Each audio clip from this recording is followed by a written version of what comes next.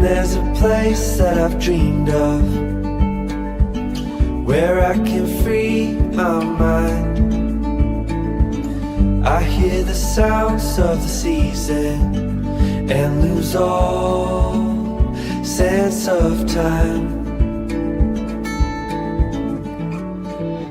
Feels like we're in a dream, you know what I mean. Right there, Camp McIntosh.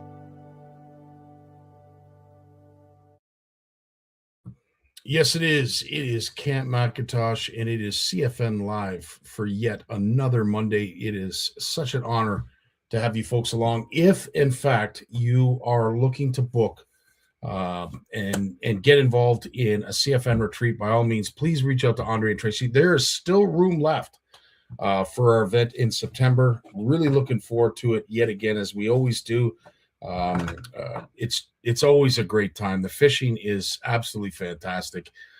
It's just a great venue. For those who have been, you know exactly what I'm talking about. For those who haven't and may know the area of where the French River flows into Georgian Bay, this might be one of those bucket lists, one of those boxes that you need to tick. And we'd love to help you do it this September up at Camp McIntosh. If you want to know a little bit more, as I said, you can reach out to Andre and Tracy, or just reach out to me, and I will point you in the right direction. But September 23rd to the 27th is our 5th annual CFN retreat up at Camp McIntosh. Looking forward to, yet again, another fantastic outing. Unfortunately, our retreat up at Horwood Lake Lodge, which is our 8th annual, I can't believe we've been doing 8 years. Horwood Lake Lodge is completely full. There is no room left. Horwood is completely booked. We're really excited about that, and we're going to be up there in August, but about a month before our retreat in September at Camp McIntosh. Anyway, looking forward to it.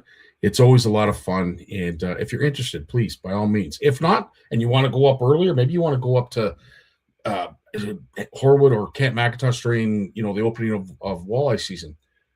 I don't know what room is available, if there is any, because I've talked to both owners, and it seems like they're jam-packed. So it's great to hear. I'm so happy to hear that, because, as I said, that is the goal of everything that we do here at CFN, is to spread the wealth, as they say, and make everybody prosperous in this wonderful fishing industry that we call home.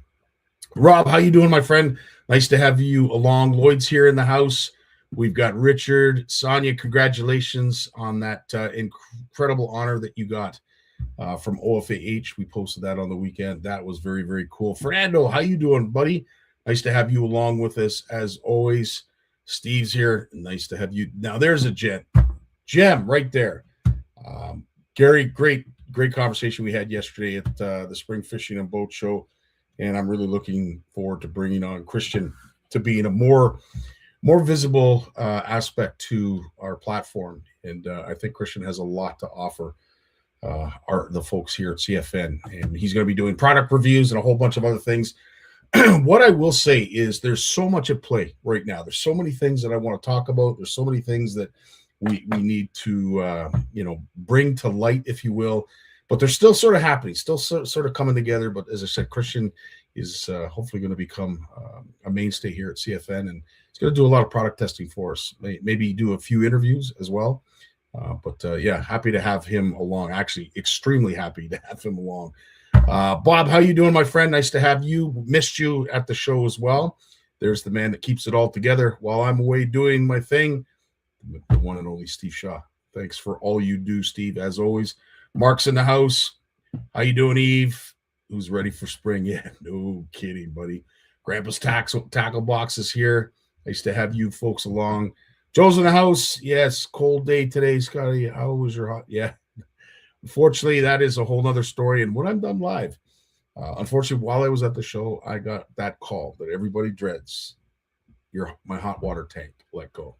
So I'm going to be dealing with that right after the show. I've got a few ideas that'll hopefully get me to when we are able to install a new one. But for right now, yeah, I got to do some patchwork. But we'll get through the show because it's extremely important. We have a lot of great things and important things to talk about tonight. So I didn't want to miss that because, of course, love all you guys. And I love being here. I'd never want to miss it for anything. How you doing, Jeremy? Nice to have you along with us. Jason Brock's in the house. There's the man, Richard Elliott. There are so many people. Adrian, I picked up your package. And listen, CFNers, I don't know how we're going to give it away. I don't know when we're going to give away, but Adrian from Adrian's Custom Tackle gave us a really cool prize pack. So we'll be thinking of ways to put that together. There's the man I was just talking about. As always, Christian, it is an honor to be in your midst, hoping, as I said, to make you a focal point, not only with CFN Live, of course, but the Power Hour. But you are going to be an integral part of us moving forward. So thanks for your time, and thanks for stepping up, and we look forward to seeing what you bring. Ed's in the house. Nice to have you along as well. Dean's here. James Shembry's here. This is packed house. Well, listen, as I discussed, and there's a few things we wanted to talk about from this past show. But, of course, it was the Spring Fishing and Boat Show, and it was yet another success. The one reason that I truly love this show is because it is basically a reunion. It's like a coming together, if you will, of the fishing community. And there was a lot of folks on hand for what was a great turnout. And as I said, hopefully folks went home with a little bit of money in their pockets. There's a couple of announcements that will be made throughout the show in regards to what happened. I did take a little bit of video. I've got a new little gadget that I was walking around with, and it creates these wonderful stories. And just some of the folks that I was able to meet didn't really necessarily get the camera view in some cases that I was hoping for. But I want to thank everybody that took the time to say hello, gave a hug, told us some stories. Adriana, there's Sarah. It's great people, absolutely fantastic people. And we are so blessed to have these folks with us, as I mentioned. But one thing I did want to mention, and we're going to be featuring this Friday. There's a young lad by the name of Max Kuntz who has come up with a really unique, but it's a really cool idea. Something that I saw tweak my eye. And for anybody who loves their lipless cranks, even jigs, anything that has those pesky little trebles. And here's one of the reasons that I truly like this idea. So the concept of it is this is all Velcro, and they come in a wide variety of sizes. In fact, I think there's 5 amazing colors and sizes that go with this. He does do custom work as well. So if there's something that you want even bigger, but the idea of it is it goes over top of not only your rod, but your bait, so that as it sits on the rod, it is completely free of getting jabbed, finding its way into fabric, maybe your arm, God forbid, your dog. And I think that's what really tweaked my interest. Lots of us have dogs that run around, and they're very curious, cats too. This is a way not only for travel purposes when you're in the boat or anywhere else for that matter, but at home. When it's up against the wall or you're just getting ready to go, and instead of your dog grabbing the rod and getting a treble in its mouth, you just close this up over top of the rod, and it's safely kept away in this incredible little pack. We're going to be, again, featuring this on Friday so that it'll give all the information that you possibly need. But he's a young lad.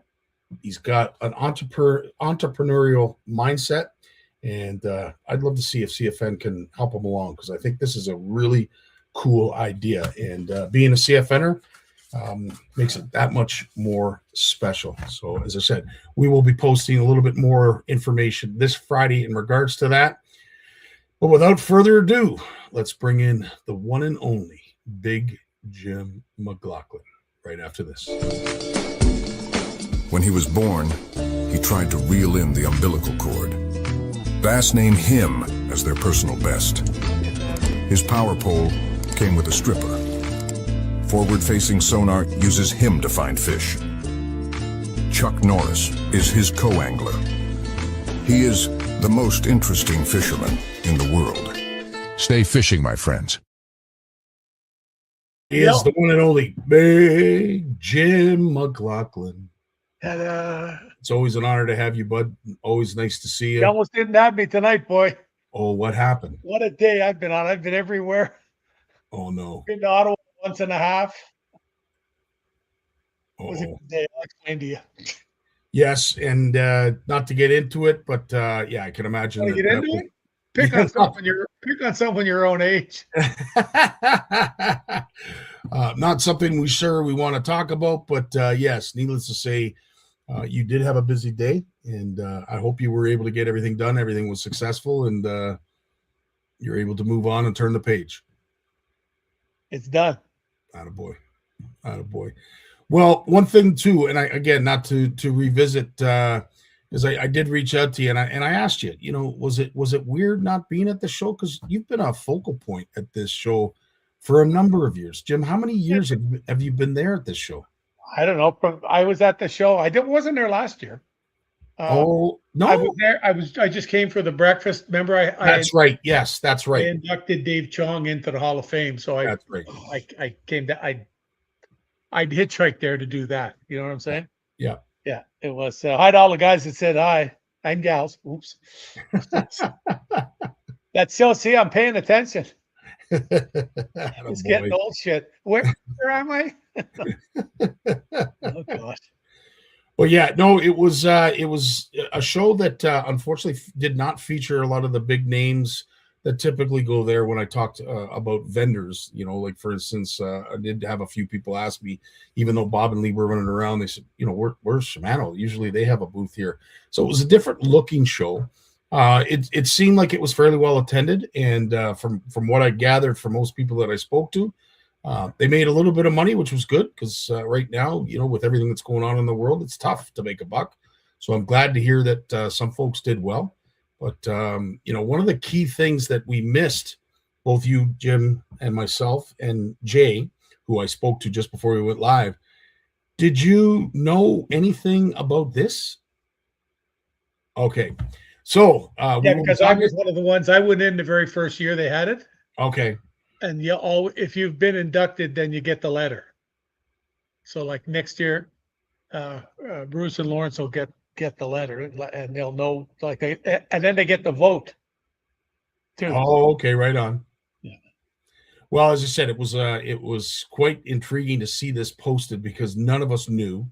And obviously, Lawrence wasn't basically obligated to say anything. But I know before we went live, I reached out to Jay and said, "Did you know? Like, did I just forget? Like, I feel like an idiot." But anyway, were you at the breakfast?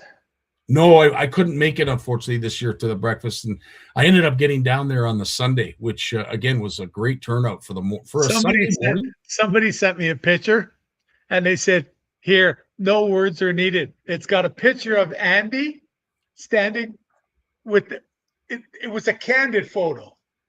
Andy had his belly was on full display. Okay. And he's got the lid off the bacon thing.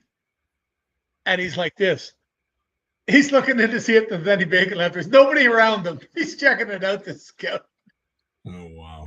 It was just priceless. It was just not the least bit surprised. If anybody knows Andy is all about the food. And yeah, that man doesn't go very long without something to eat. And when I say he that, used to be twice the size he is.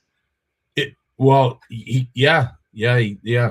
It's I don't know how he does it sometimes because that man can eat. Holy smokes, can he eat? But again, at the show, it was an absolute honor to find out about this. And one thing, obviously, we're going to talk to Lawrence in regards to his award, but I wanted to talk to you a little bit about Bruce Tufts. We were discussing this before we went live just now, and there's a lot of things that Bruce has done that a lot of folks aren't aware of. And Jim, I can't think of anybody better to talk about it than you. So I'll leave it at that, and I'll let you carry on and explain all the wonderful things that Mr. Bruce Tufts. Yeah, Scott, when I met Bruce Tufts, it was in the very beginning, and I remember one day Tom Brook called me and he said to me, "Hey, could you go fishing for a few days at the Queen's Science Station in Arito Lakes?" I said, "Well, if you twist my arm far enough, you might get me to do that. Like what are we doing? Whatever. This is right in the heyday of tournaments and everything." Yeah. There's a period there where, I don't know, like for a month where 2-3 days a week, I would go up there and catch fish with scientists in the boat, all young students from Queens. And there would be a different agenda every day. Like some days they had me catch the fish. The first one we did was I had to catch the fish flipping. Okay. And the fish had to have less than 15 seconds of a tussle.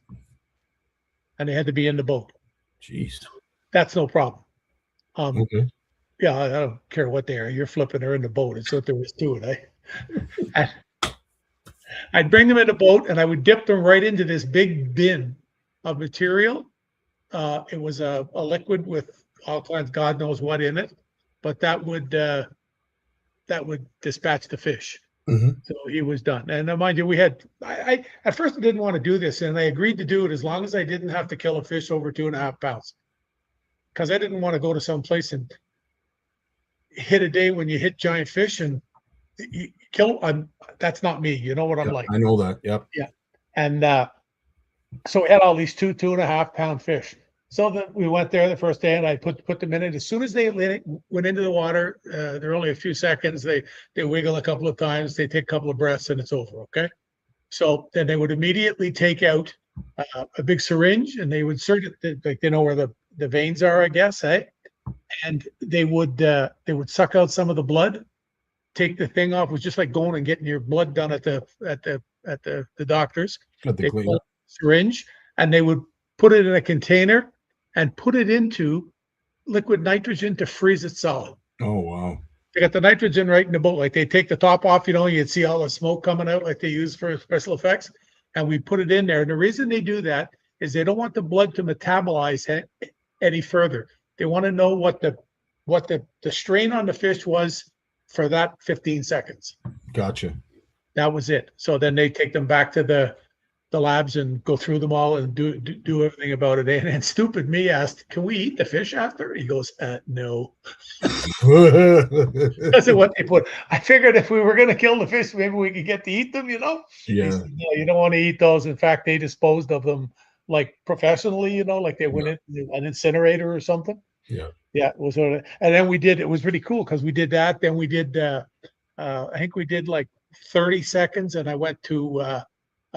I was using spinner baits, so it's pretty quick. You can force them in, Right. but you can time it. You can reel a little slower, that kind of thing. And then we went through all different time ranges up to about. I think we were at a minute, and we did that with crankbaits, deep diving crankbaits, and also the fish came from deeper water, so they want to know the effects of that. Is whatever. So I'd get the fish, so I'd set the hook on it, and then I had a minute to reel it in, which is a long time. Challenge accepted. Yes. It's a long time, eh? And we did all those, and that was one of the things I got to do, and we did it time and time again. Then we did one of the things that Antis complained a lot about was they got on this thing about the live wells were the problem now.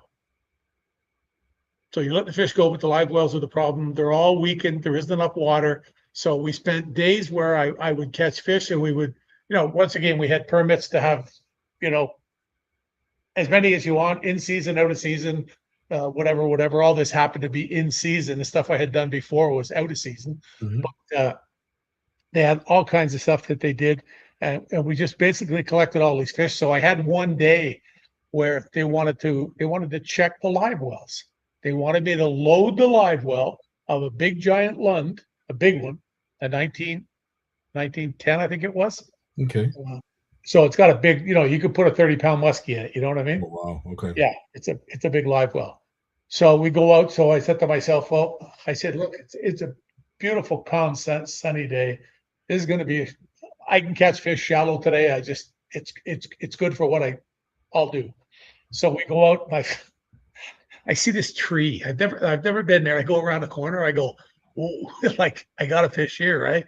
And I go over and I throw a jig underneath the tree, and I reel it out. I let it. Well, of course, I let it sit. I worked it out a little bit, and then I reel it back to the boat real quick. And there's about 6 largemouths behind it, just booting, and they're all like this. Well, this, okay? They're like this. Wow. They're giants. They're all 4 pounds and better, right? And they all shoot out to the boat. So 10 minutes later, they're all in the live well. That's how hot these fish were. Like, imagine a day when you wanted to catch big fish and lots of them. and 20 minutes in, you've hit a bunch of fish that are so hot that the water's boiling under the tree. You know what I mean? Like Jeez. anything that goes in there, they're going to kill. I've only seen Yeah. that a few times in my life. Yeah. You know, Man. it's like that, eh? And we went through. I probably got the biggest fish there was close to 6 pounds. Oof. We had some that were, we went further down. I had another dozen in there that were probably all between like 2 and 3.5. Okay. Like the live well was bristling with basses. It was. I find that very hard to believe with you with a rod in your hand. I find it so hard to believe.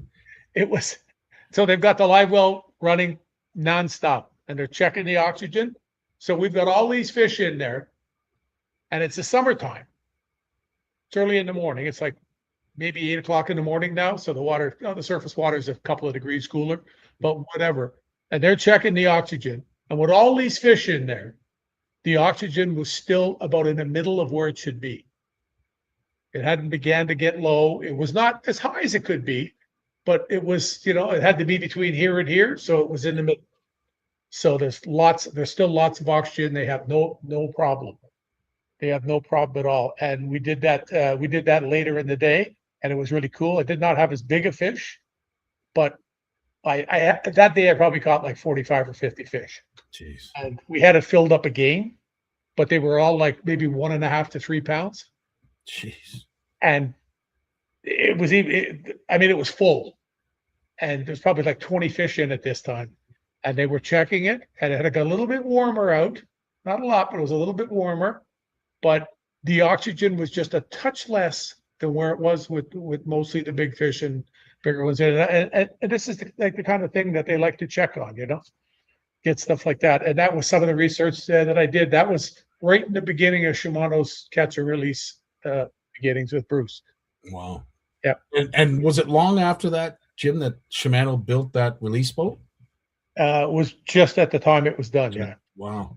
So this would have been some research, maybe, in the prelim of to see if this release boat was going to work. Was that the concept behind it, or? No, they already had the release boats. Okay. Yeah, they were getting questioned by people and whatever, and they wanted more proof. Gotcha. They knew by letting the fish go, the condition of the fish when they let them go. There was they would let them go, and I let them go lots of days, and there was the odd floater, there was the odd one that succumbed, but for the most part, I mean, you're letting these fish go in crystal clear water, and boom, they're gone. Just like when you catch a fish, you throw it in the live well, they're gone. There's the odd one. Yeah, a couple are going to die. Yeah, it's what it is. It's just going to happen. It's what it is. You can't deny that. But it was such a small number for the percentage, Mm-hmm. And we did that and all kinds of stuff. But man, to watch Bruce, the way his mind works around stuff like this, and like I know, Jason was explaining to us there about their checks and doing things, and it was just amazing to watch all these kids. And that was when Bruce knew that I had learned about hybrid sunfish and all that stuff, and I was the only person that he knew about that. There was guys in the science field at the university did not know about hybrid sunfish. Wow. That it had happened. It was out there, and that's what they were. They just always thought they were pumpkin seeds or funny looking bluegills. That's why people still have a hard time with it, because they really do look the same. I've almost forgotten what they look like, but I remember him telling one of the young guys there. He was from Waterloo, and he was doing his thesis on this. Jeez. And I was sitting eating dinner with Bruce, and Bruce went up to the buffet at the university at the camp, because all of the workers or whatever, like every evening, they just put up a buffet dinner for everybody to choose from at the end of the day, instead of having separate meals and whatever. Yeah. So it was great. And he's up at the buffet, and he's talking to the guy, and he turns around and he points at me, and I go, like this, what are you pointing at me for? I'm looking behind me, like whatever, right? And the guy came over and talked to me, and I think it was like midnight that night. We had to shoo him out of the cabin, talking about bluegills and sunfish. The guy was just absolutely he could not believe the things I said to him. Oh wow! And I kept saying to him, "This isn't science. This isn't science," But what my view is Yeah, just your observations. Yeah. what I just see happen, you Yeah. know? And he said to me, yeah, but he says, I've interviewed people that they don't know what you've just told me. That's wild. Well, But you've been along the water a I just long got, you know, time, just dude. like when we talked about the smallmouth Yeah. living out in the middle of nowhere. Yeah. Yeah. Like we told that to people when I talked with Al Linder about it. He heard me talk about it and he came to talk to me. As soon as I disengaged from the person I was with, he came over and said, hey, I heard you, and whatever, you know, because they had found out about it too. And Rocky and I knew that smallmouths lived in open water, like in certain kinds of lakes. Yeah. But Cool. It's so cool you're sharing stuff like that because, as I said, we don't have the luxury of really learning that on our own and learning it for the first time because we have pioneers like you. Oh God, no, I'm blessed to have done Yeah, that. exactly. Like, And absolutely blessed. People don't understand how much things like this mean to me that I got to do that. I can imagine. I can It's only just, imagine. it's really cool stuff. But George there's was, George was just mentioning that MS-222 that euthanized the fish is not good for human consumption. So it's a good thing you did not have a fish fry. no fish fry, George. Oh, wow. Well, really cool stuff.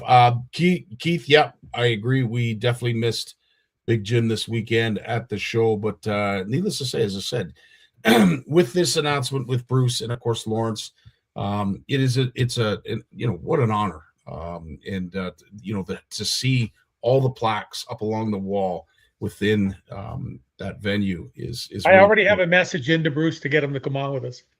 Oh, right on. Oh, that is so cool. Yeah. Really looking forward to that. That's he's a wonderful person. Whenever he drops in, he launches the boat here. He likes to fish whitefish, and when he pulls out, because it's like when he pulls out, he's parked in my yard usually, and I'll just see him at the back door there. He'll come up the back stairs, eh? Yeah. And like when he comes here to visit like that, he'll pull out the boat and he'll say, "Oh, I just dropped in to say hi," and it'll be like 4 hours later he leaves. Wow. We just start talking about all the things in the past and everything. Really, really cool. Hey, Randy. Yes, it was awesome to see Randy this weekend and his wonderful wife. I hadn't seen either one of them in a long time, so it was kind of cool. It was great, and as I said, that's what this show for me is. It's a reuniting of everybody in the industry so that we're all under one roof, all able to talk. And really, at the end of the day, there's never enough time to catch up. But it is cool to be able to say hello, give a hug, get caught up with some of the stuff that they've been doing, some of the stuff that they're looking forward to doing in the spring and summer. But at the end of the day, it was just cool to be around some like-minded anglers. And I just love it. Like, when I was there to induct Dave in the Hall of Fame, and then I sat up front with Andy when he does the opening of the show, and I talked with him for about 45 minutes, and then I went over and visited Chuck at BKK last year. Yep.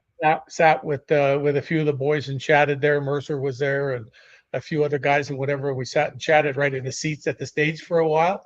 And man, I must have had 30 people come to say hi, That's cool. And it's really, really cool. I know I've had a lot of contact in the last few days here since the Ottawa Boat Show started their advertising campaign running on the radio here and that.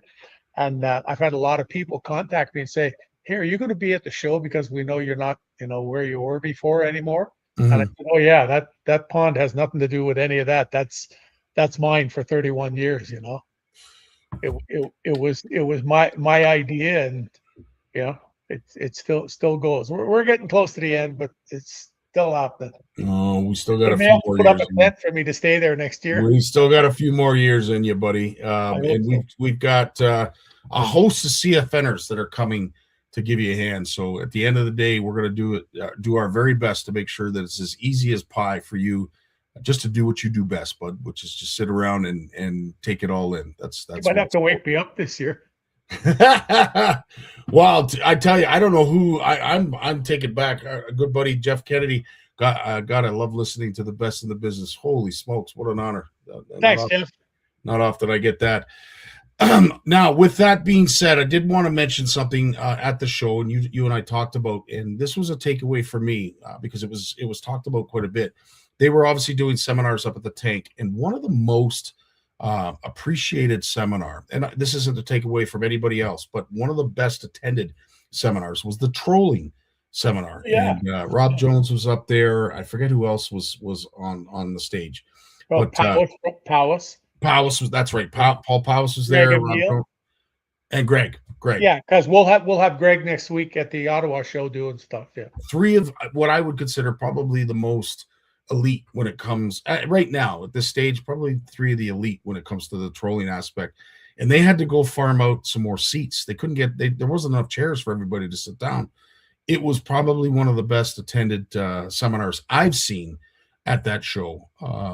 And again, it does speak to what's going on in Lake Erie and Lake Ontario. And you mentioned it, this whole thing with the salmon has really intrigued a lot of anglers that maybe have not fished it before, and maybe they want to get into it. And with all this cash and prizes that are now available, and not to be disrespectful to anybody, myself or anybody else, you can only listen to so many people talk about a flipping jig. Yeah. I mean, there's a lot of it out there. Like it's just, that's why when you see this other stuff getting its due, I really like that, because you have a lot of other stuff up there. Like at the show this year, I've got a huge influence on muskie. I've got 4 muskie speakers. Sweet. For the best muskie fishermen. I mean, Captain Greg will be up there talking salmon and walleye. Ashley Ray is going to do Quinty walleye. She's just there on the weekend though. And who else? Oh, I forget. Jim Wilson's going to do one for us. He's going to do some stuff on trolling for salmon and walleye, I believe it is. I'm not sure if it's just salmon or salmon and walleye, because he's got into that. I remember a few years ago when he wouldn't even dream of going near Lake Ontario, and he's out there every other weekend now. It's like anything else. You have to learn how to do it. 100%. And I got to see. I'm with you, Keith. Yeah, as am I. I will say nothing to take away from Paul or Rob, but yeah, Greg has certainly got it down pat. But yeah, in regards to Jim, as we mentioned last year at the retreat, and we're going to get the honor to see it again this year, is how fast an intuitive angler is able to dial in a lake. And for someone who's never been to Horwood, and yes, he's targeted walleye and he's targeted them in lakes like that. Was he trolling there? He was doing everything. Because when you troll, you cover so much water. Yeah. You may, if you went to a professional walleye tour tournament and they know they're going to be fishing jigs, it's traditional at this place. The first day or two of practice, everybody's still trolling, because you got to learn the water. Yeah. You got to find out where the fish live. So what better way? 100%. Drive around all day with the line behind the boat, and with the knowledge they have of understanding underneath the water. That's the whole thing, and you have to learn that. And of course, with all the mapping we have now, you can set the boat to troll in 18 feet of water. Wow. You can set the troll in 28 feet. I mean, when I used to see Mark Thorpe when we used to muskie fish down in the Ottawa River, and he'd say, "Here, you steer. I'll change I'll fix out all the lines. Bring them in, check them, put them back out." Hey, and he'd say, "Keep the boat in 26 feet of water." And I'd say, "Well, that's not always the easiest thing to do." And he'd say, he would be trolling, and he'd say, like, the shore's on the right hand side. Say, if it starts getting shallower toward the shore, turn toward the deep water. If it starts getting too deep toward the middle, turn back toward the shore. Okay. And this is back when you didn't have electronics. Oh yeah. No, you had a depth finder. We were back to the old. Exactly. Paper graph. Squares like I used to draw. Absolutely. So Ed and I could share a pretty funny story in regards to that, because we thought it was pretty self-explanatory with all the electronics. But our good buddy Red climbed behind the wheel when we were setting and getting things ready and almost beached us. We literally just got the spread out and everything got tangled. It was just an absolute mess. What a wiener. I will say this, Ed, a testament to you. You could have lost it that day, but you held it in. So good on you, my friend. Steve's asking, is Lisa going to be there this year at the Ottawa show? Yes, sir. Right on. Joe mentioned this too. Our condolences to Jim Wilson. What happened? Oh, his father passed. Oh, no way. Yeah. He was really ill. I think he was 84, Jim said. Because I contacted him today and say, hey, look, if you need to bail from the Sportsman show next week, you just say the word and it's done. I'll fill in. I'll do a trolling for salmon because the chairs need a break. Yeah. There'll be nobody there. But Kidding. you know what I'm saying? Like, and he came back and said, no, it's all good. I'll be there on a Saturday because Oh, it's wow. almost 2 weeks away too. So I assume things will be wrapped up, and he'll probably want to keep himself busy because I think he lost his mom last year. Yes. Now his dad, and it's so often you see it like that. But yeah, I reached out to him right away. Just a gem of an individual. 100%. Something we got to talk about too is our buddy Sue Watson.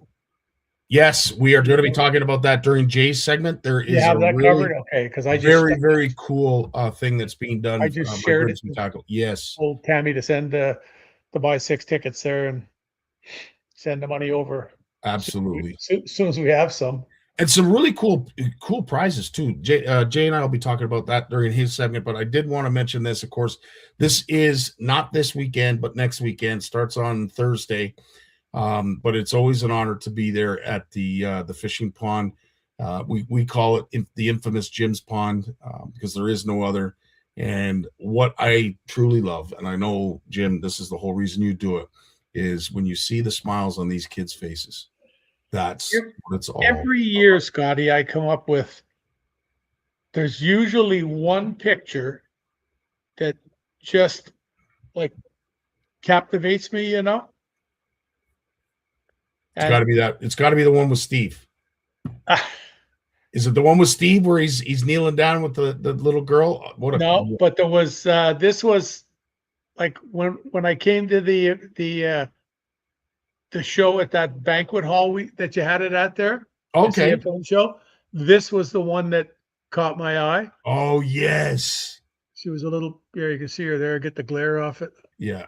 This little princess, eh? What a gem.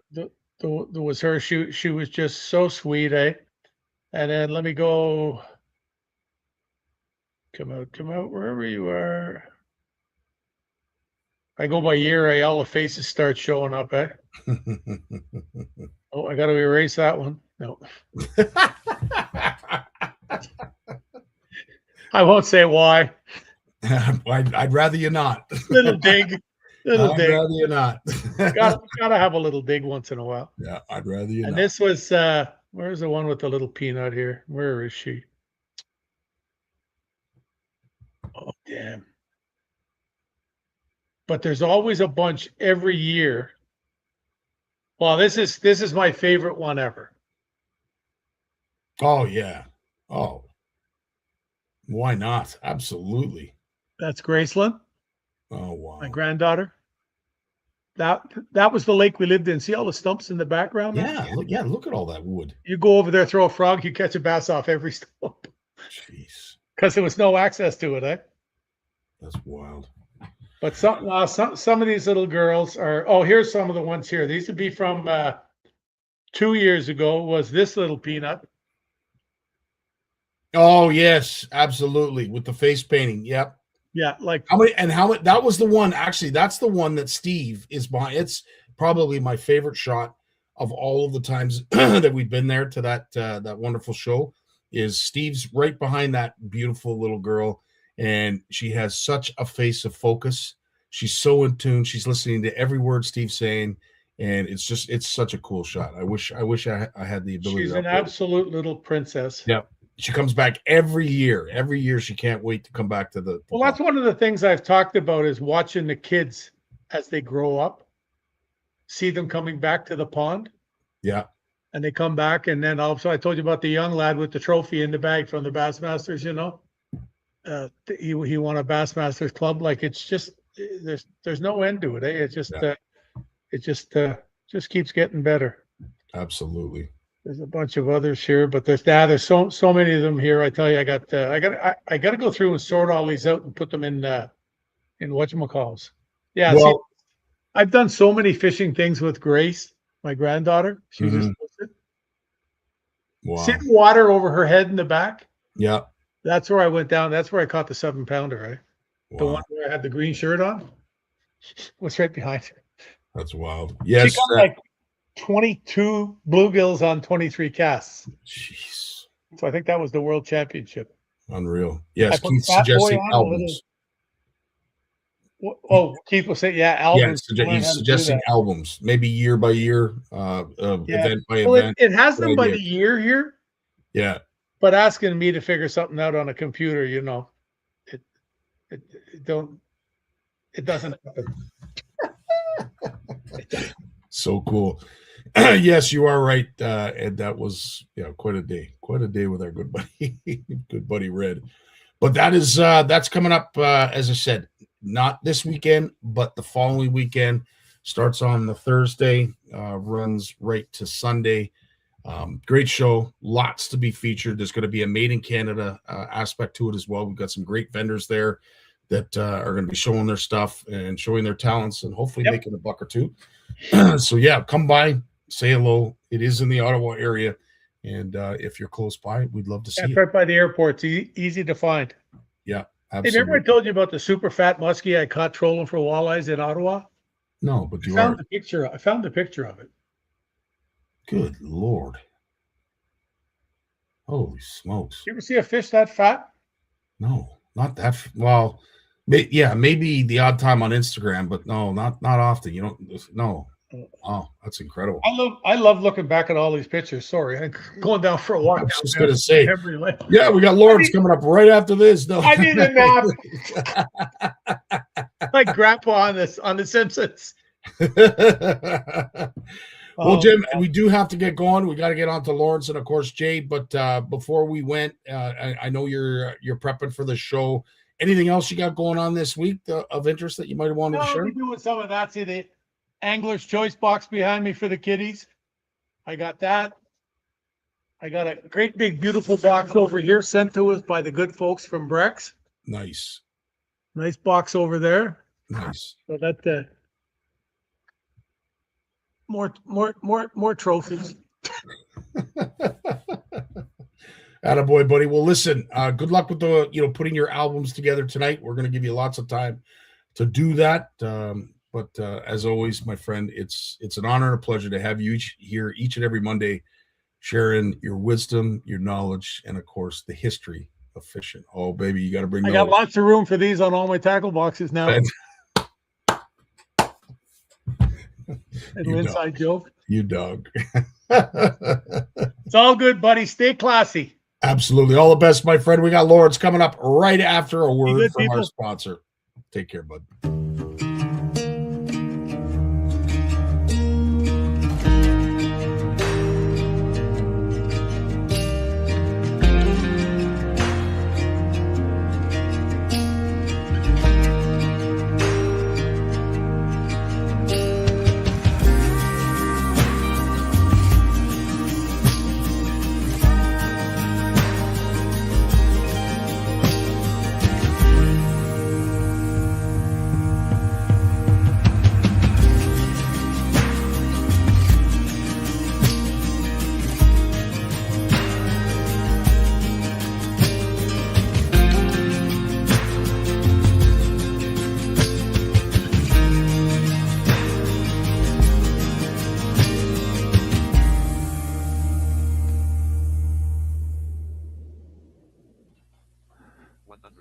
Well, there it is, the one and only, the dubious.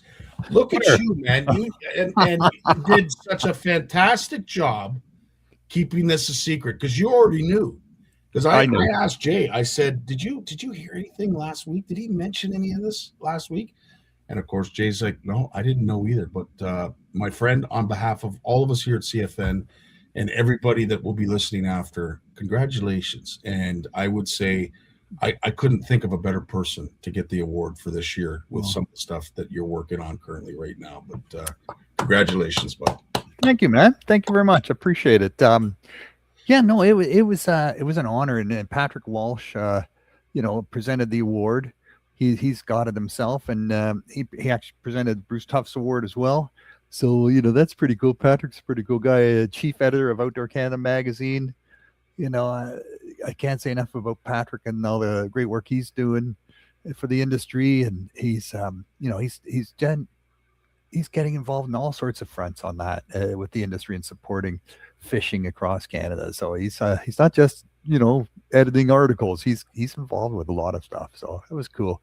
And to see everybody there, and Bob Azumi came over and gave me a big hug. I just unplugged my phone there just a second. And like I known Bob for almost 20 years. Oh, that's going crazy. What's going on? There it stopped. Okay.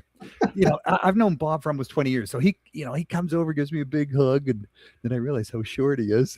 I forgot. He must be shrinking, I think. But he's still this. He sounds exactly the same as always, Yes. Yeah. And then he told that story about us being on CTV morning, the city CTV morning show in Toronto together.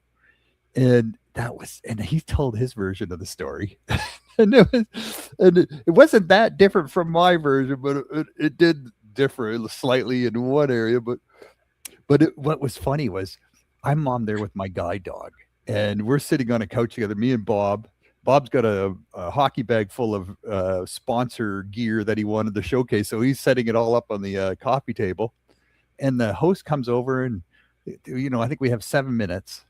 And she talks to me, she talks to Bob, and then she, of course, narrows in on the dog, right? And the dog, and the dog, and the dog, and the dog, and the dog, and the dog. And I'm going, uh-oh, Bob's going to kick my dog at some point out of the shot because he's taking up all the time.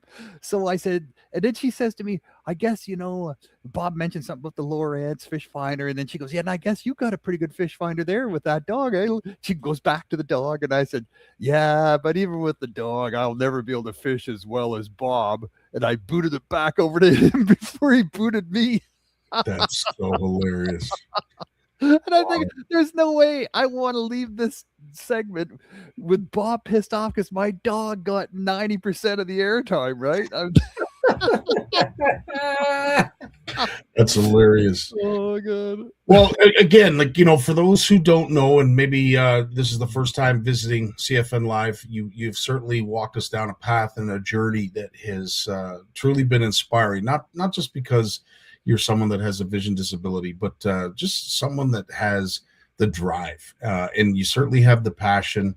You try to do, as we always do, share others in it, get others involved in it, and what you're embarking on right now up in the Quebec country with that facility. Yeah, truly, at your age, you would think you'd be someone that would just sort of like to sit back, maybe close. I know. No, not this guy. No. Not a chance. No. So I'm listening to this podcast series from a couple that sold everything and moved up to northern British Columbia and took over this old abandoned fish camp. And it's 400 miles from the nearest town. The couple was on Mountain Band they filmed that whole a season up there. And they, all the things I'm listening, going, oh yeah, yep, check. I'm dealing with that. And I think, I want to learn, from their mistakes. They've been at it 10 years. But and then I'm listening, and then I go, oh my God, he's just a tad older than me, and his wife's just a tad older than my wife, and when do you say stop, right? When do you say stop? But I'm thinking not for another 10 years at least. So, well, I will say this: there's still work to be done, and when it comes to getting folks fishing, the work is never done. As I said, it was a great event this weekend. Just the likes of some of the people and the walks of those who did venture through the show. But again, we have to get some more youth. And Sunday, the day that I was there, there was a good contingent of young anglers. Some were partaking in the seminars, but we got to get more youth. I can't emphasize that enough. And I would mention it to Christian as well as a few other young lads that were there as well. And I said, you know what, one day you're going to be up on this stage doing just what we're doing yourselves. So stick with it, and hopefully whatever it is that you have done to bring people to this industry, what we've done, it pays off, because in the end, we got to keep this tradition alive. The show, I walked around the show for a while, and I was really pleased by the amount of fishing tackle retailers that were there. Like, yes, you didn't see the big, fancy, here's our product kind of manufacturers there, but all their tackle was represented. All their equipment was represented in all these different big ass spreads by these fishing tackle retailers. And they had giant spreads, right? Like it's like walking into their store, a small, you walk in behind the table, you're walking through aisles and shelves and, racks and racks of rods. It was just really well populated with fishing tackle. And, it's a fishing and boat show. There was Lund and Starcraft, not Starcraft, Crestliner were there. And so there was, not a ton of boats, but a lot of fishing tackle, my friend. It was good. 100%. Yeah. Now, of course, we talked a little about the Ottawa show that is coming up, and of course, now with this incredible honor that you have, you're going to be, you're going to have a different pep in your step when you're walking around the Ottawa show. Well, it's because I have to wear that big medal around my neck. It's going to be way there's that too. Hey, let me show you to it. Hang on, I'll show it. I got it somewhere here. Right on. Here it is. That's it there. Can you see it? Just up a little bit, just a little bit. Yeah, and then come forward towards us. Perfect. There's the Rick Amesbury. And what does this signify for you, Lawrence? Like, I mean, it's one thing to get the award, but what does it mean to you to receive an award? Is it a validation for the work that you've done, or what does it mean? I think there's about maybe 14 people that got that award, and over 20 years, the past 20 years, and I've covered it all for Bluefish Radio. Most years I'm there. Pretty well every year I'm there, and I cover it. I interview the recipients. I'm inspired by the presentations. Before they get the award, I'm especially inspired by their acceptance speeches. And they just go back and talk about the work they're doing, and it's so important. They don't talk about themselves. They talk about their passion for their projects, and this is about conservation. This is about getting young people into fishing. This is about teaching stewardship and values and celebrating fishing. It's everything, except, how many rods did I sell? And there's nothing wrong with selling tackle and promoting fishing equipment, because, we all love fishing equipment. Let's face it, right? Can't have enough fishing rods. Absolutely.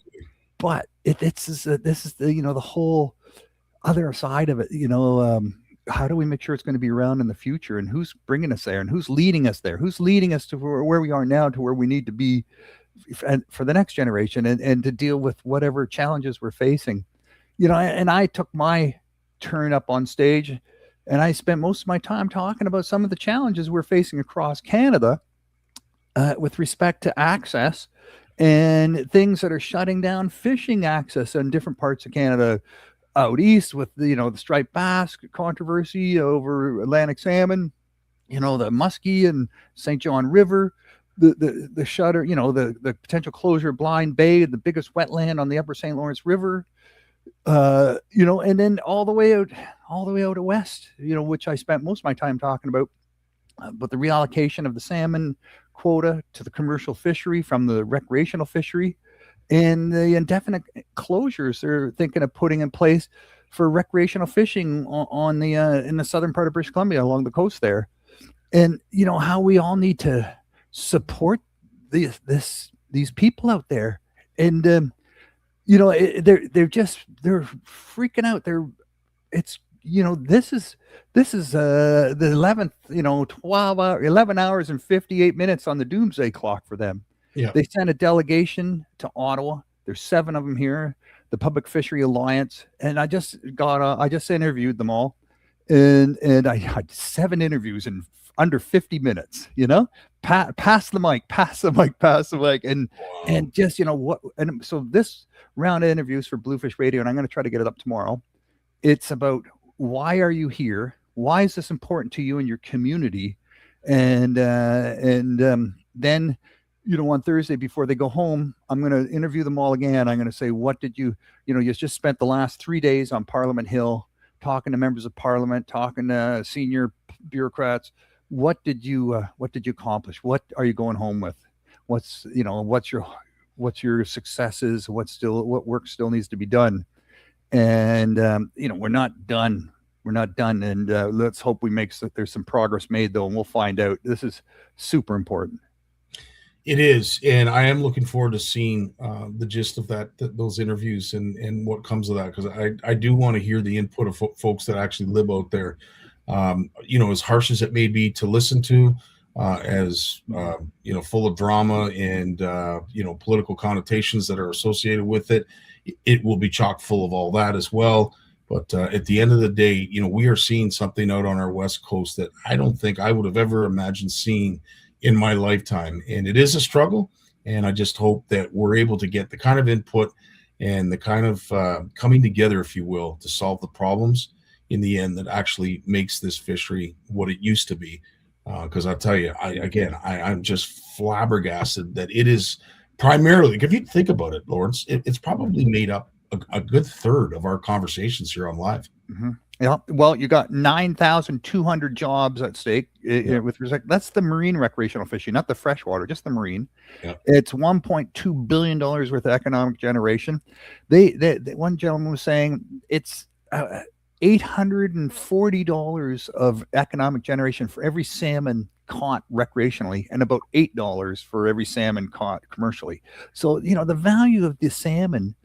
And it's not just about catching and harvesting. Like, people don't go there and spend all that money to catch fish to put in their cooler, right? That's not what it is. It's not like trying to beat the grocery store and get some cheap ass fish. Mm-hmm. They're spending that kind of money because they want to get out of the city and connect with nature. And like I said, I don't want to give it all away, but I thought this was pretty good. Teach a person, give a person a fish and they'll eat for a day. Teach a person to fish and they'll fall in love with nature. Right. Mm-hmm. Yeah. Mm-hmm.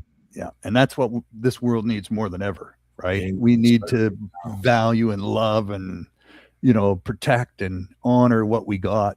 We got so much now more so than ever, with all the distractions and all the crap that we could spend all night talking about.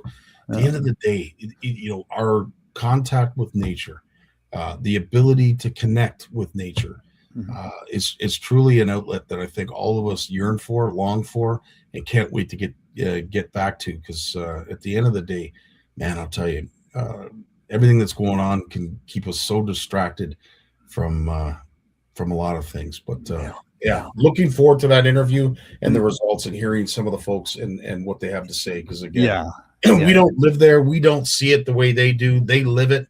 It's like Jim, was talking just previously. I think it is so cool, for him to be able to talk about, smallmouth that were fishable in deep water and open water like that. Mm-hmm. To be a pioneer, to first discover that, if you will, and then to have the likes of the Linders, interested in what you had to say. Like, holy smokes, man!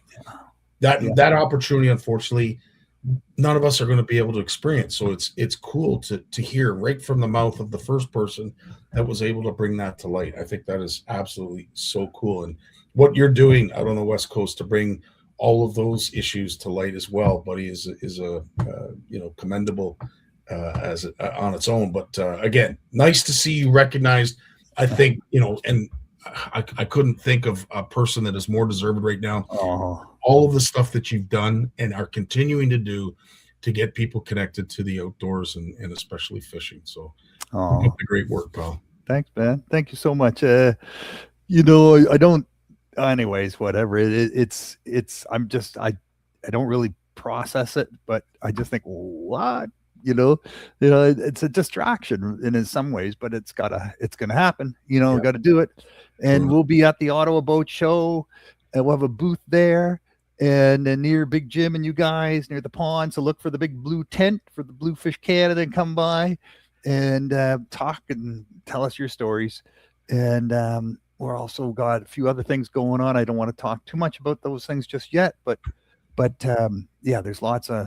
Well, I should mention right after the boat show, we're going to have a special event at Orleans Boat World where I'm going to take possession of one of those giant checks from Yamaha, the Stay Outdoors program. And that's pretty cool that they're giving me that check. And the deal is, this is not for you to go and buy yourself a big Yamaha, power personal watercraft.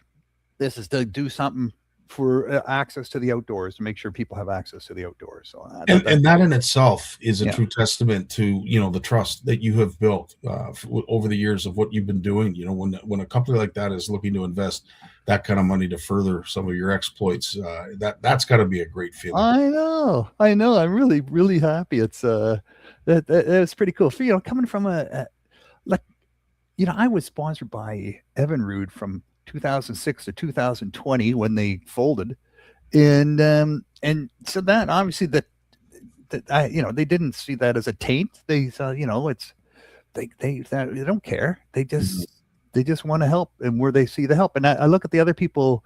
When I applied for that grant, I looked at all the other people that got those grants, and there's about 2 or 3 every year, and what they're doing. And I'm thinking, wow, that's, these are people that are getting their hands dirty, right? Like really getting out there and making sure the trails and the boat launches and all of that stuff is open and usable and, findable. That's cool. Awesome stuff, buddy. Awesome stuff.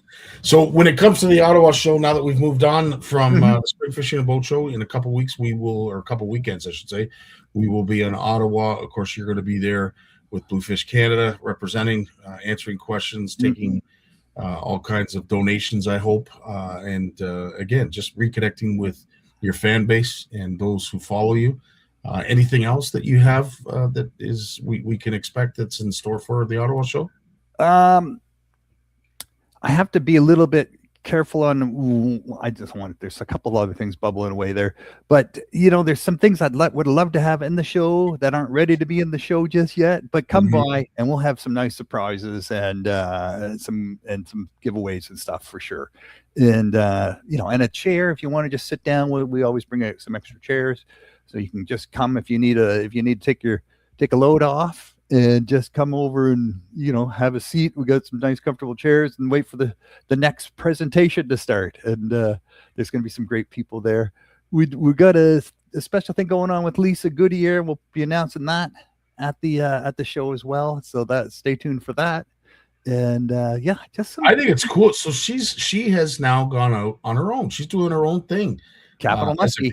As a muskie guide. Yeah, that's the name of her company, Capital Muskie. Capital Muskie. I love the logo. And again, she is such a gem. Yeah. She was so thrilled to tell me that she was going on her. It's so cool that I had the pleasure of meeting her, and I can't wait to go fishing with her. She's so much fun, man. Holy crap. She works hard, man. She works hard. Like, she's got a work ethic that's just amazing, absolutely amazing. And it's if you want to go on a guide, it's not just going to tell you stories, but she'll tell some stories, but she's going to make sure her number one goal is that you leave with some stories. True enough. And not just hers to repeat, but your own. And that's she's totally driven to client satisfaction and doing it the right way, conservation, sustainability, best fish handling practices possible. She believes in all of that stuff. Cool. Very cool. Well, before we let you go, I do know that there's probably some news items that you wanted to mention that you might want to highlight, just that they might be happening. It might be something that is coming up in Bluefish Canada or maybe on Bluefish Radio. Is there anything that you wanted to mention, that some of the things that you might be working on in the near future or maybe right now? Just looking at some of the different emerging fish species of interest for recreational anglers. I think we need to be aware of what's coming up. There's been some movement, some invasive species, different things are happening, as water temperatures change and ice flow. I was listening to a presentation from these ice experts, Great Lakes ice experts, and not this year, but on average, 5% less ice every year on the Great Lakes, 5% less ice. And that's been going on since they started tracking that stuff, right? So when you see, the water temperatures changing and ecosystems changing, there's new things that are always ready to take over and take advantage of those changes. And I think we should be more aware of that. And I want to highlight some of that as well. So that's going to be a big focus. And we're doing a big rebuild on the Bluefish Canada website. So that's coming up soon. That's always a big challenge. And imagine, yeah. So that's we got we just doing a lot of, grants and applications right now for sure. This is the time, get the grants in, get the applications in, fingers crossed, and let's see where it all goes. Very true. Bill's asking, isn't there more ice this year than forever? And yeah. This year's outstanding. You got ships on the Great Lakes that are just stuck in the middle of frozen lakes, and the ice breakers have to go out and get them. Haven't seen that in a while. It's unbelievable to see them stuck sort of in not in the mouth of the St. Lawrence, but not too far away from the mouth of the St. Lawrence. But the fact that they're there and unfortunately not going anywhere because they can't get the breakers through. But we'll be talking a little bit about that in Jay's segment, because of course there was that incredible crack that formed on Lake Erie that was posted. I think it started yesterday and then again today. Some incredible footage, satellite footage, showing the crack as it started along Lake Erie. But to your point, it was interesting to hear Lake Ontario. Someone claimed that it froze over in 2015. I can't remember Lake Ontario freezing over. I do. Yeah. Yeah. And I remember in 2008, nothing froze, and people were out fishing in their boats all year round in Bay Quint. Yeah. Remember that? There was a couple tiny little deep parts of the bay where you could put an ice hut, but then you'd look out, you'd see the fishing boats trolling back and forth. That was pretty amazing. So I was talking to a guy who has a fly fishing lodge up in British Columbia, and near Canmore, and I asked him what he's been there 40 years. I said, see any differences? And he goes, yeah. He says, is it the next ice age coming, or is it the cycle, or he said, but definitely there's more extreme weather and more drought. And he said, we got British Columbia has they have flowers out there right now, right? There's flowers, there's grass, there's just 19 degrees on the weekend out there. 19 degrees. Yeah. That's a problem. They need the snowpack. They need the snowpack, and they need, so that snow melts all summer and fuels the rivers, and they're not getting that again. So no, true enough. Well, as always, my friend, it is it's always an honor to have you. And now that you are an acclaimed and awarded angler and member of our angling community, I guess you're going to ask for a raise here on CFN Live. I don't know how we're going to afford you anymore. Yeah. When Jim got inducted into the Hall of Fame down in the States, that broke the budget, and obviously now you're going to do.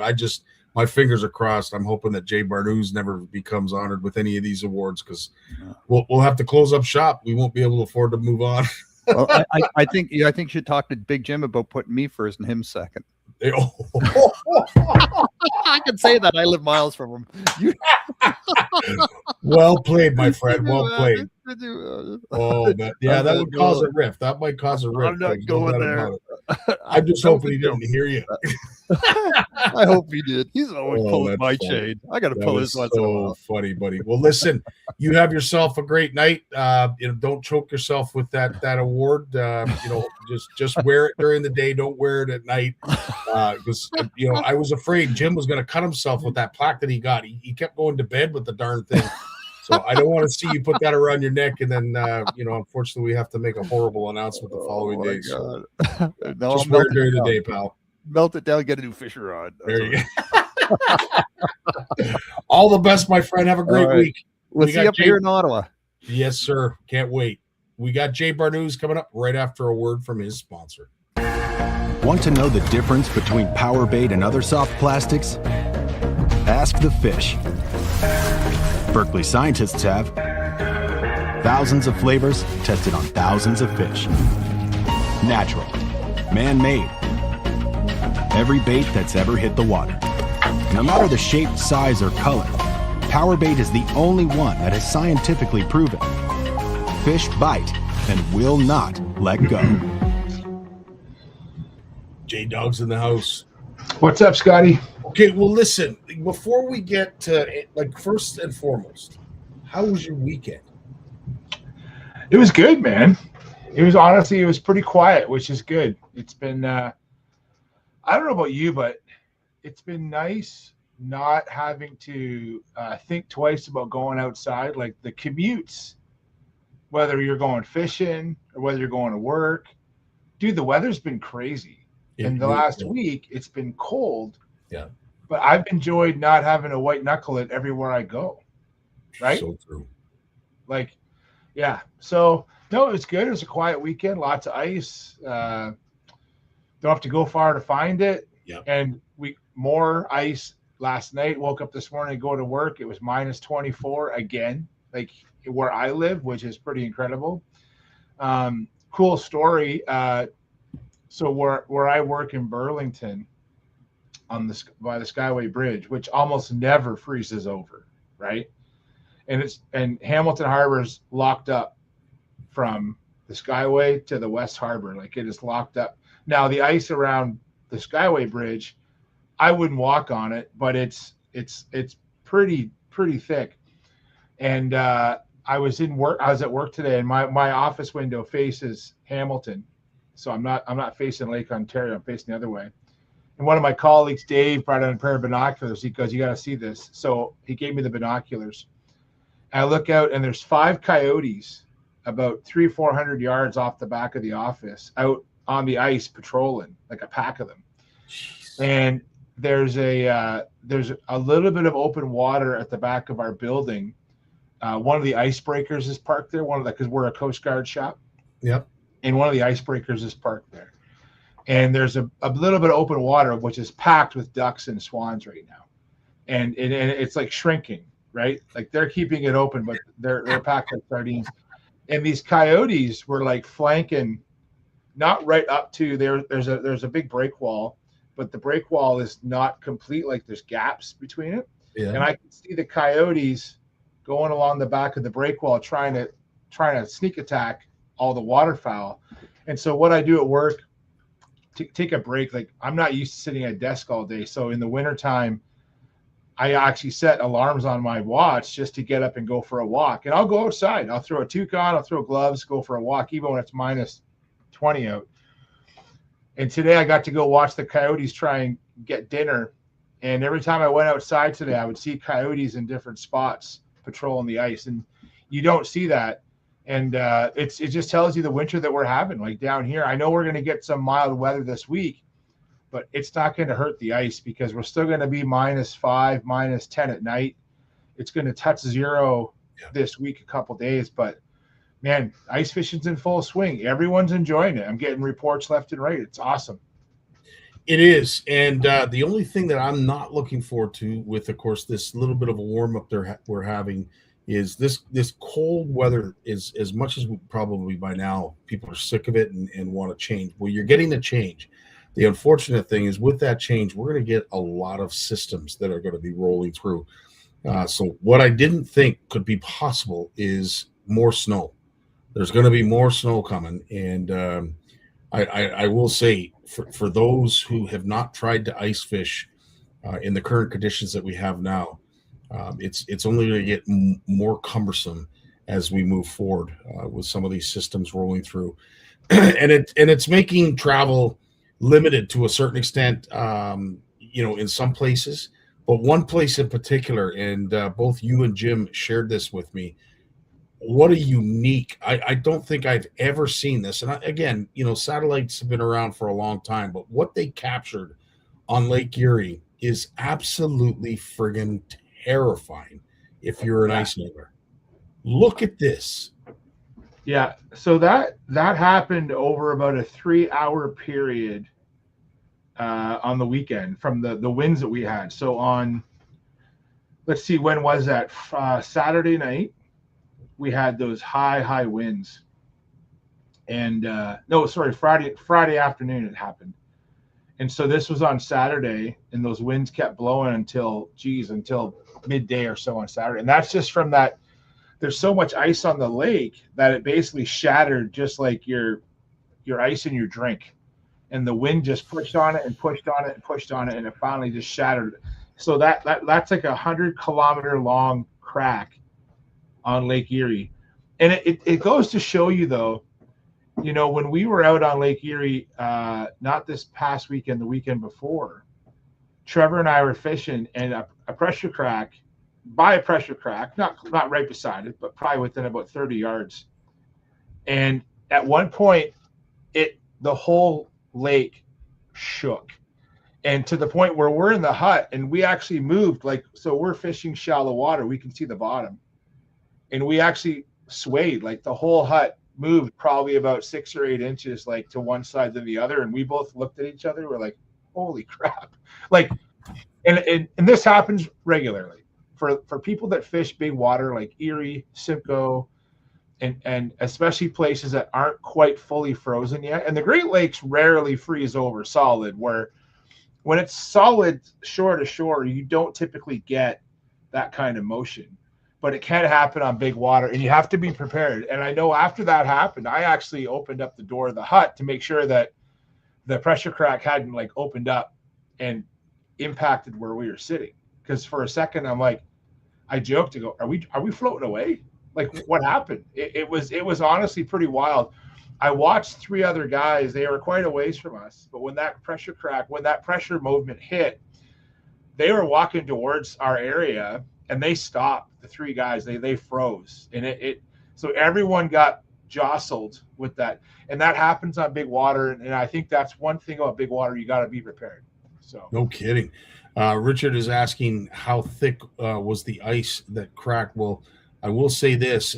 Jim shared this video with me that depicts some of the ice jams that have now been created, these ice mountains.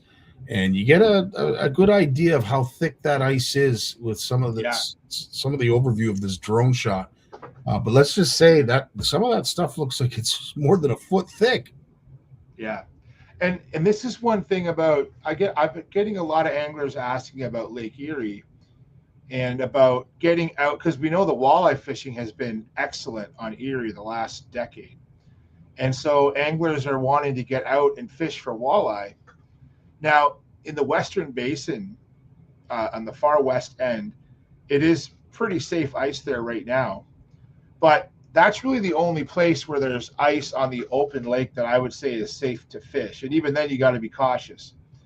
The Central Basin, where that crack cut across, and then the Eastern Basin, you get these massive heaves. That's what we're seeing here. This is actually out of, I think this is out of Cleveland, like on the edge of the Central Basin. And you get these massive heaves, and just sometimes you can't even get on the lake because you have to crawl over this stuff. And then once you get out there, it's still very unpredictable. Even though it could be a foot or 2 thick, there's still massive openings, and you have to really tread with caution. I know there's some years where anglers will go off of Crystal Beach or off of Avenel in the Eastern Basin, but you got to be very mindful of what's going on out there. And again, it's even almost impossible to get on the ice because it just heaves up so much that you just can't get over it. So Erie is one of the few lakes that gets that much ice cover, but it's not very safe. Now, where I'm fishing on Erie is the inner bay of Long Point. So it's very protected because you have the north shore of Erie and you got that south shore of Long Point, and it protects it. And there's a lot of ice out there. We're right where Long Point is, you can see, and it's protected there. And like, I'm pleasantly surprised. Like, I've seen over a foot of ice out there already. It's not the best ice, but there's a good 6 to 8 inches of black ice, and then you have 4 to 6 inches of white ice on top in the places where I've been. But when you in that sheltered area of the inner bay, it's pretty safe in there where you don't get that heaving as much. There's pressure cracks. But when you get to the outer bay, so like over towards Port Dover and those places, I've heard stories of guys being out there right now, but you got to tread lightly out there. Tread lightly out there for sure. One nice thing about Erie is that because it's mostly perch anglers are after, and perch are not nocturnal. They're not. And so you don't get too many anglers unless they're staying late in their hut to finish off a couple of brewskis. They're probably not doing a lot of fishing after dark. You're right. It pays to be there at sunrise. I think that the bite can be really good at sunrise and sunset. But after that sunset at 5 o'clock or so, the bite really dies off. If you haven't got your fish by sunset, there's no real point in staying much later than that to get back. No, 100%. And when we saw the footage of those ice mountains, it makes me wonder, with some of the cold weather that we're still seeing and probably going to have long into the end of the winter. I'm concerned, when it comes time for spring and boat traffic. And this might sound a little silly, but if that all freezes solid, are we going to have the first ever icebergs that we're going to have to dodge out on Lake Erie as boaters? Yeah, so there's always. So I think that we've been spoiled, right? We've been spoiled the last few years, and Lawrence touched on this, where anglers are fishing right through the winter, right? And I think that that's what will happen is you're going to get anglers who come March, we're going to get some warm weather, things are going to start to open up, but there's going to be some massive thick ice chunks out there, and it's going to take a long time for that to melt. And even looking at the long range forecast, I realize it's long range. I'm looking out, 2, 3, 4 weeks out, and I don't see it breaking up anytime soon. But if we do get a warm spell, and it's not just warmth that breaks up ice, it's wind. Mm-hmm. And if you get a combination of warm weather, especially when you start getting, when your nighttime lows are staying above zero, that's when the ice breakup happens pretty fast. Right. But usually when you get warm weather like that in the winter, you get a lot of wind, so it breaks up even faster. But yeah, you're going to have to be careful out there. We've heard stories of guys going out for that early season bass on Erie, where they'll launch out of Crystal Beach and then head out towards New York, where the season's open. They're dodging icebergs going out there, so they got to be really careful. And I'm sure that the ice boom is going to be holding back ice for a long time this spring. I would agree, 100%. Yeah. We are. This is one hell of a winter. And we didn't start out that way, Scotty. And it came at us with a vengeance, right? Yeah. So it certainly has, because it was a slow start, very methodical, and then all of a sudden it was like somebody flicked a switch and everything started freezing up. But then look at what's happening out west. But they had so much cold weather. They had a lot of all this polar vortex that we got 2 weeks ago. They got that too. Like they've had lots of cold weather out there. It got warm, but it takes so much energy to melt that ice. And so, they got a few days of warm weather. What's going to happen is probably, and the warm weather can be a benefit in winter if you get a few warm days. It really packs that snowpack down on top of that ice, makes getting around easier. Because when you get a lot of snow on top of the ice, it insulates it. You get a lot of slush. Yeah. It can weaken the ice, mm-hmm. But more of the problem is anglers just being able to get around. Mm-hmm. Unless you got a good skidoo, a good snow machine, it's hard to get around because ATVs aren't really made for that, right? Mm-hmm. Even a good 4-wheel drive ATV, or even a big side-by-side, which has good weight to it, it really just can't get around in that heavy snow. And so I think some of the warm-up we're going to see this week is going to help pack that snow down on top of that ice. Like last year, I didn't go on the ice without my cleats. Every day we went out last year, it was always like super slick, which is amazing when you're on foot because you can walk for miles when it's like that. Yeah. But we haven't had that yet. It's not very snowy, but there's enough snow on top that it makes walking a little bit trickier. But like I said, I like walking where I'm going because we just don't get the thick ice around here for long. So investing in a machine when you have a season that's so short. So I'm on foot all the time. But our Smitty sleds get us around real easy. If no one has a Smitty sled, you really need to invest in one. And most diehard anglers have one now. They're a lifesaver. Amen. Bill's talking here. He's discussing wind and, of course, temperatures. That is frightful, minus 45. But I wanted to share something. Now that the ice is thicker, I don't want to say thick and safe and all the other buzzwords, but now that we have a little bit thicker ice, especially in certain areas, there's a great tip that was shared when it comes to anchoring your hut, especially on those windy days. And I never even thought of this. This is genius. One of the fastest and easiest ways to anchor down at any shelter is definitely by drilling a hole. And basically what I do is just drill that way and then just reverse it.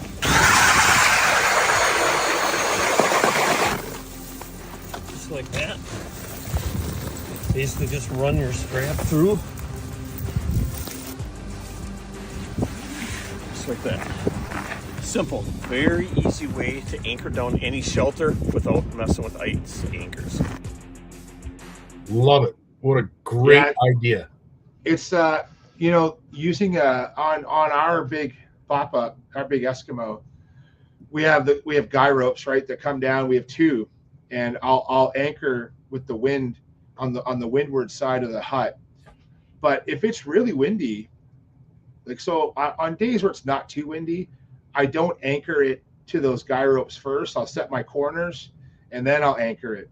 On the really windy days though, I'll anchor to those ropes first, and I'll actually extend the rope all the way out, like as far as it can. I'll put that screw in first. I'll open up the hut a little bit. We'll tie the guy rope to that anchor, and then we'll open up the hut. Because if one person lets go at the wrong time, that hut could be gone. It could end up in Cleveland, for crying out loud. So I want to make sure that we are ready. And then when we take it down, I just reverse the process. That's the last strap that I take out. We fold it up, push all the corners in, bring the roof in, push all the corners in, get it all tucked up as best we can. Then I take that last strap out before we put the final. I have a ratchet strap I put around our hut and then just lay it on top of once our sled's packed and I get the cover on, I lay it on top of the sled, and we just actually put a ratchet strap. I have two big eye bolts on our Smitty sled, and I just use a ratchet strap over top. One thing that, one tip that I'll share, and Trevor kind of learned this the hard way, is in your sled, if you buy an Otter sled or a Pelican sled or whatever, any of the better ice fishing sleds, you can buy a matching cover for that sled. Right. Now, even when you're on foot, now a cover, a lot of anglers think, I want to use the cover because I'm towing it behind a machine and I'm covering lots of miles. But one of the worst things that can happen is you lose anything out of your sled. You're walking back, especially in the dark, and you're walking back. I love to make sure that everything is covered and strapped down with that ratchet strap to the sled, so nothing's going to come out. Because sometimes you're still walking, you're walking over snow drifts or dragging over snow drifts, and stuff can roll off and you can lose things. And so I think it's important that it's a good investment to buy a cover for your sled. Also, now the way we fish in our hut is our hut's big enough that with two of us in there, I have enough room. I can pull the whole Smitty sled into the hut, and I park it behind us, and everything's in the sled. My heater, my propane, my tackle, rods, food, everything's in there. And so I can just, I'm in my little chair, I can turn around and grab stuff. If we have three people in the hut, I don't have enough space in there for the Smitty sled. So on a really snowy day, windy day, I can keep my sled covered outside, so I keep snow from blowing in and getting stuff all snowy. It's not that the snow will damage my stuff, but when I get back after my trip, if I have to really get all the snow out of every nook and cranny of my gear, it's annoying. So I like to use those covers, and for $20-$30 for a cover, maybe $40 for a cover, I think it's good peace of mind. Yeah, absolutely. Some great comments that are coming up here, and Joe's got a question. What do you do when the straps are then frozen to the ice? It's a good question, but obviously he wouldn't. Yeah, so I saw that video before. It's funny, the algorithm must know you and I communicate, because I've seen that same video. And I saw that too, and I thought, that this is kind of why I just use the ice screws, and the ice screw has that little offset hook, right? So you just hook the strap through. So Joe, I would just use an ice screw. And what I do for my ice screws, for folks that don't know, so I have a K drill and I use my Milwaukee drill for that. But I actually, and I'm not trying to sound like I'm too well off here, but I actually bring a second drill, a small drill. It's not very powerful. It's just for my ice screws, so that one of us can be screwing in the hut and one of us can already be popping holes. Instead of having to change the chuck between the K drill and the ice, because I have an ice screw adapter, I just bring two drills, and and I don't need a high powered drill. The ice screws are pretty sharp. You can put them in by hand if you want to. And if I've gone to back lakes where I will not bring both drills if I want to pack light. But when we're hauling across Erie with two guys, two sleds, I'll use a small drill for my ice screw. So put that ice screw in, anchor your hut to your ice screw before you start setting it up, and then don't unanchor it until you're ready to fold it up, and then take that anchor off. Yeah, no, makes perfect sense. Some great Sonny, good point. Like, you hear guys all the time, they lost their rod bag, they lose their wallets. Man, I am so paranoid about that. I guess I've done too many trips where I've gone on the ice in the dark and I've come back in the dark. So I'm like uber organized about where everything is. Everything, like I have I don't have it downstairs here, but I have a big Plano tote, Scotty, you know what I'm talking about? Yep. So in my sled itself, I have two like little hunting camping chairs. They're more like a stool. And then I have a bucket, our two flashers, the heater. I actually have the heater and the core and the hose in a bag. I bought a Buddy heater bag because snow can get into the hose, like if I get too much snow going, so I keep that clean as best I can, and my tank, and then everything else I own basically fits into that big tote, and my drills, my ice screws, my tackle, everything's in that big tote, and it's sealed, right? And so I think a big tote like that, if you can find what works for you, and what's ironic is the tote I picked out, I actually went to Canadian Tire with my sled and put different totes in it to figure out what tote fit best. Does that make sense, Scotty? Because these totes aren't cheap. Some of these totes are, $50, $60, $80. And so I want to make sure we got the right tote. And so, and it's great. And the other one I like to use, and I've showed it here before, is those ammunition boxes with the tray. Yes. Yeah. So that's my tackle box. And we have one for panfish, like perch, crappie, bluegill. And we have one for our pike and walleye. Yeah. And if we're going for pike and panfish, we just bring both ammo boxes. Perfect. So it keeps everything so organized. I'm not rearranging stuff. I just grab what I need in the garage and off I go. So everything has a spot. Everything's organized so that stuff doesn't fall off and stuff doesn't get wet, stuff doesn't get snowy. Because I don't know, man, all those years of cleaning your stuff when you get home, I hate that. Absolutely. And one thing that Gary mentioned here that unfortunately I learned the hard way, and this was when I was younger, is some of those screws do loosen up with sunlight, and you do have to tighten them from time to time. Again, I've seen videos. I remember one day I was off fishing. I was at Willow Beach with the Raytrowskis. Trevor and I were with the Raytrowskis. It was late March, and actually the ice broke up probably within about 3 or 4 days of us coming off that day on Simcoe. And it was windy. It was like warm and windy. Like it was like +5 and windy, and the ice was still okay, but it was getting ugly. Like, you know what I mean, Scotty? Like, you're like, this isn't much season left. And we watched a pop-up, like a three-man pop-up, like tumbleweed going across Simcoe. I felt so bad for the guys. They were running after it. There was ATVs chasing it.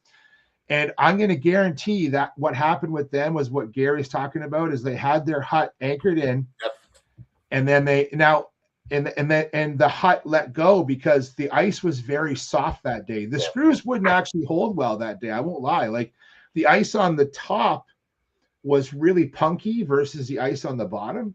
And now that day was warm enough that we didn't even open up our shelter. We fished in the open that day. It got a little cold on the hands. I'm not going to lie, but with that wind, I only set up the shelter unless I'm dying to set it up. Like I will bring it, but I will also, I'll get by with gloves and hot packs if I can, because I hate having a shelter if I don't need it. You know what I mean? It's 100%. Just more work.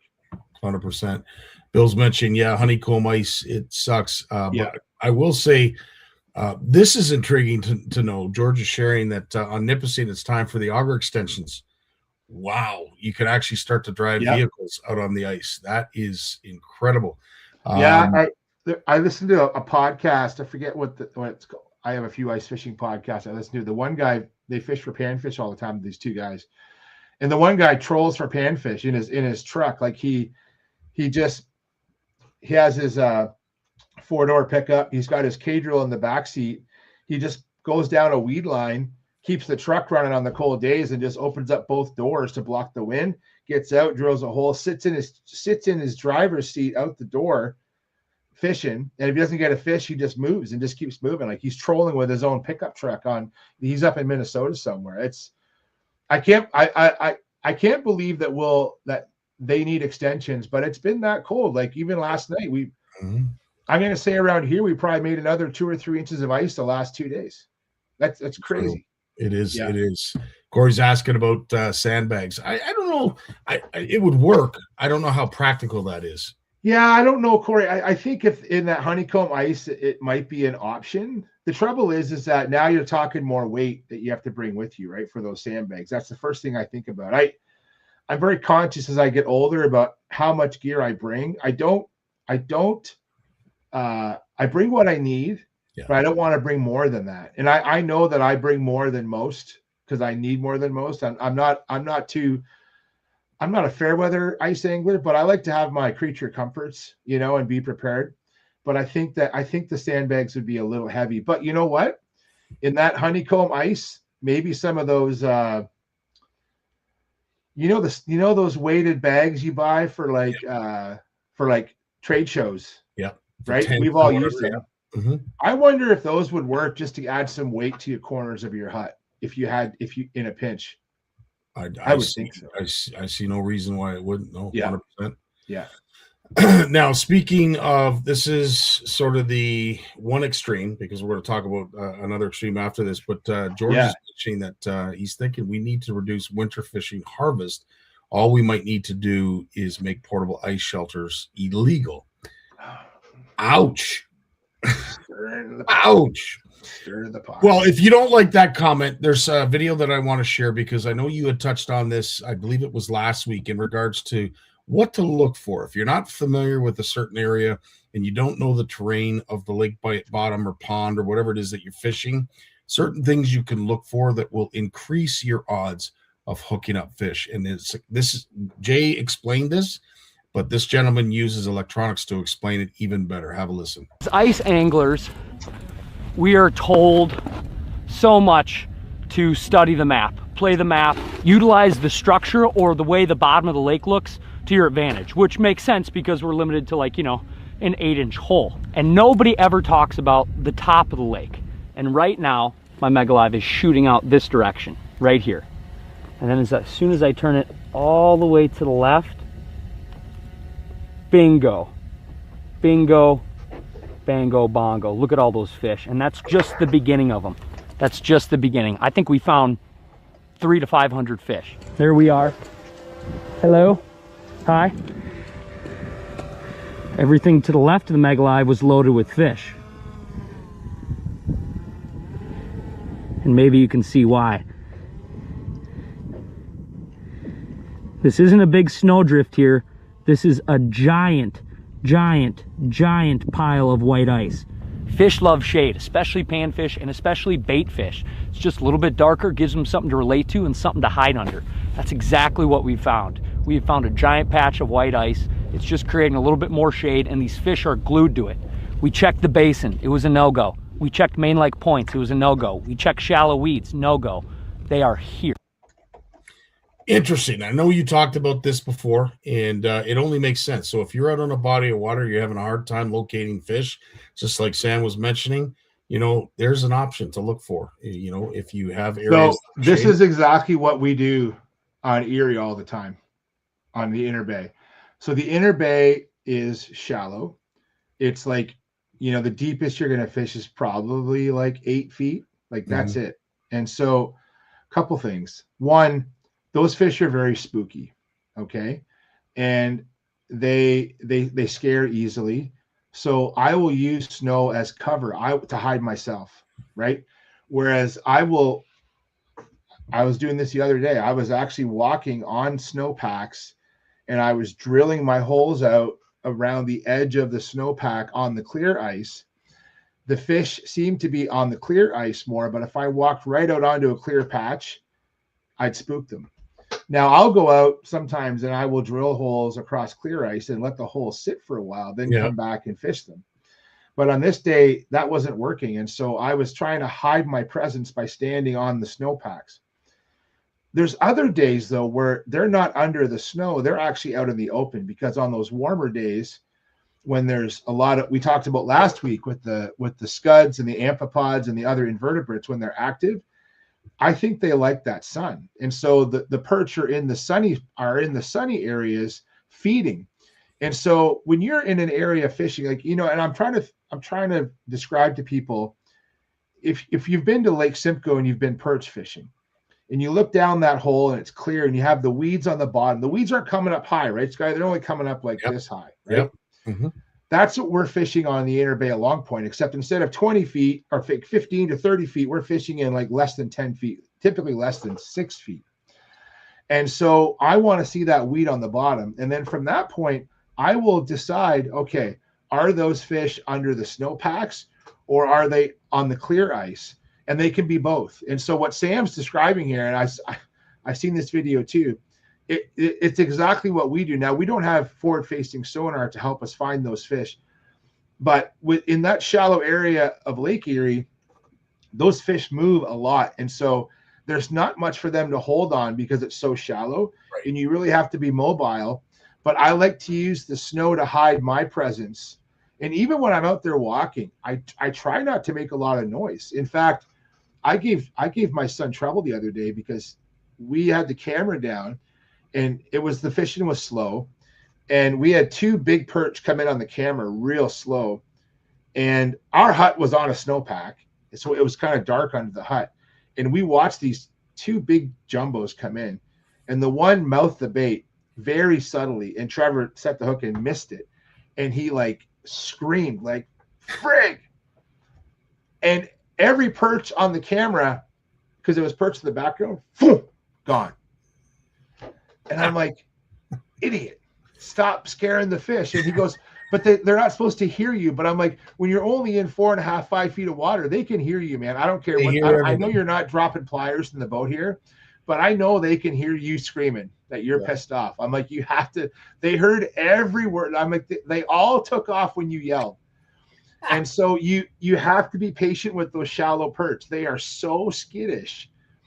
And I've seen that behavior. And so you have to, and the thing is though too, when you're out ice fishing in areas like that, you don't have drop offs, you don't have weed lines, you don't have rock piles. It's sand with weed and maybe some subtle depth changes.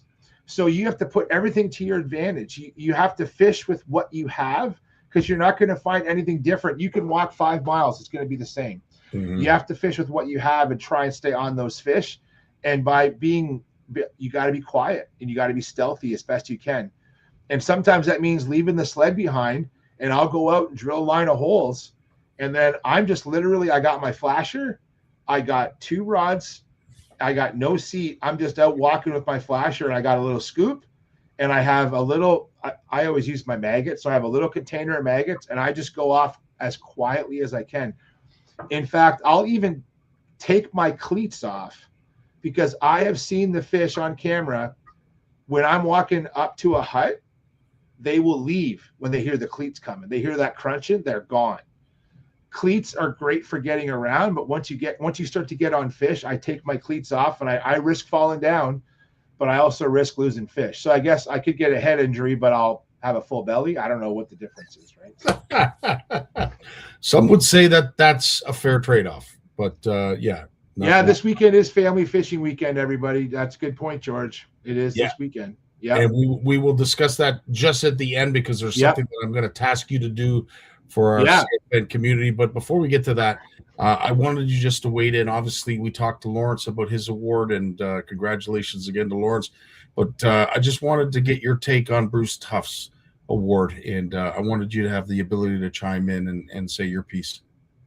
Yeah, Bruce has been, in the world where, in my professional life, it's a small world, and Bruce is well known for what he does. And I talked about this before the show. In the world of biology, if we talk about fisheries biology, there's so many different angles to fish biology. And most biologists that we're familiar with, we study the fish, their populations, what they're eating. And so that's actually more about like fish ecology. Like they have to eat to live, and that's their biological function. But we're studying the ecosystem, the habitat. We're looking at water temperatures. We're looking at invasive species. We're looking at the whole system and how it functions. Bruce doesn't study that. Bruce studies the fish themselves. Bruce's work looking at the impacts of angling. Jim talked about catching the fish, testing the fish. You know, Bruce is a true fish biologist. He knows the inner workings, the inner physiology of a fish, specifically bass. And there's been a lot of great work done out of Queen's University where Bruce works. That's actually that's where John Castleman, famous muskie researcher, famous Esokid researcher, pike muskie, grass pickerel. You know, they've done some great physiology work out of there, which is a very important part of fish biology, is their physiology. What makes a fish tick? What do they need to eat? How do they burn calories? You know, all that kind of stuff. And Bruce's work looking at, you know, live release tournaments, understanding how much oxygen it takes. Like for a lot of folks may not realize this, but some of the studies they did was looking at how long it takes for oxygen to deplete in a weigh bag. So if I'm in a bass tournament and I have 5 bass in a bag and I stand in line waiting for the tanks, those bass lose oxygen to a point where within 5 minutes, the oxygen levels reach critical levels. 5 minutes. That could be walking from the dock to the tank, Scott. Yeah, right? Yeah, it's true. So Bruce has done some incredible work. Bruce has developed the water weigh-in system, and all of that through his hard work at Queen's. So yeah, well-deserved award. Congrats to Bruce and Lawrence, 2 icons of the sport that I'm happy to call them colleagues and friends. Amen. Well said, Jay. Well, very well said. So with that, again, big congratulations to those individuals. Now we do have a couple announcements, and we have one who's watching tonight that is front and center when it comes to this announcement. It is an announcement that was made on behalf of Sudbury Muskies Canada.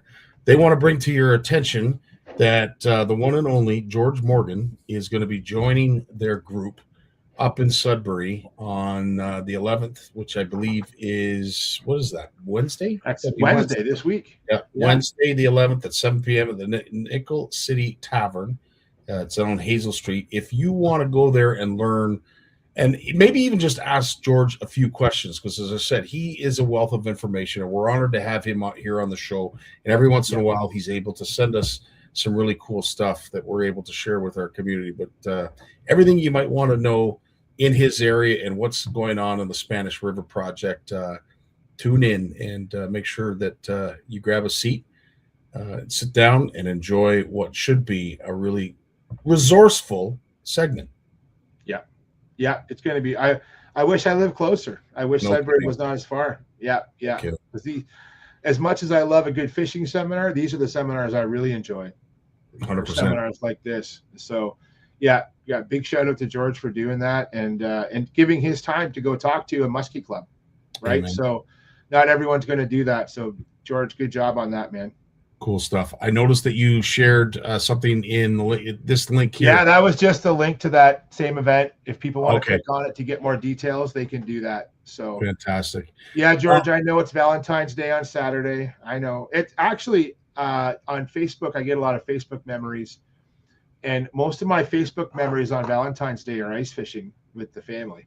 So I think I have to follow through with that. Now they're calling for a bit of weather this weekend, so we'll see what happens. I don't think it's going to be too bad because I'm going to stay close, but I'm taking a 4-day weekend this weekend and going to get some serious ice fishing and get a chance to. So because Trevor starts his co-op next week, so he's starting to what's the word Heather uses? Time to adult. Is it time to adult? Is that the new?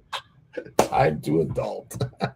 He's gonna be coming into work with mom and dad at 5:30 every day. So wow. He's gonna get his practice of winter driving and highway driving. So he's getting his full experience. And I shared the story, and again, this is just a story that I can say is my own, a belief that I've always had in Trevor. But I'll tell you, I shared it with Christian, and I shared it with two other young lads, and I used the story about Trevor, and I said, one day you're going to be up on this stage, and you're going to be doing demonstrations. And I was mentioning, I think it was a couple years back, which was his first trip to the tank. And he was up there, and there was no prouder moment, when I came around the corner and saw him up there, and to see, the expressions on their faces, Christian included, you mean that's a possibility? You think, like, really? Hey, I saw it come true. And, Christian is just like Trevor, very outgoing, well-spoken. And agreed. Yeah, agreed. I see. I won't lie. Like, it was nice. So this past weekend, I actually spent some great family time in the house, not even out ice fishing. I spent some time with the girls. It's a good time of year to get caught up on things like that. But I did miss going to the spring fishing show. I did. Yeah. It honestly, coming up with between the Sportsman Show and CanCast and a couple other things, like I'm not going to lie, I'm happy. Part of me's happy I didn't go selfishly, because I had some great times at home with the girls this weekend, because usually we're leaving them behind for a few days. But I do miss that reunion that you mentioned at the opening of the show, Scotty, because I had a lot of people texting me on the weekend, like, where are you, man? Are you at the show? I'm like, no, I'm not going this year. And because I got the option if I wanted to work at the spring fishing show or go to CanCast, and they're both great events. But I know that I really enjoyed my experience at CanCast last year. I know Trevor did. That was Trevor's. We made a weekend of it, spent the night. So I'm looking forward to doing that. And we'll probably, that same weekend is Gagnon's big sale. East Hill Outdoors has a big sale. So we're just going to do make a road trip out of that weekend. But the spring fishing show, it looked good, man. I heard there was I know the corporate guys weren't there, but I heard there was a lot of dealers. I saw Angling Sports had a booth there this year, which is new. Taco Depot had a booth. JB's had a booth. So yeah, it sounds like there was more dealers than last year, but less corporate booths. Yes, so, and that's a great way to describe it. So there was lots of opportunities for people to buy, and I believe they did. Again, I don't know what the final tally was, but I do know that lots of great stuff was purchased.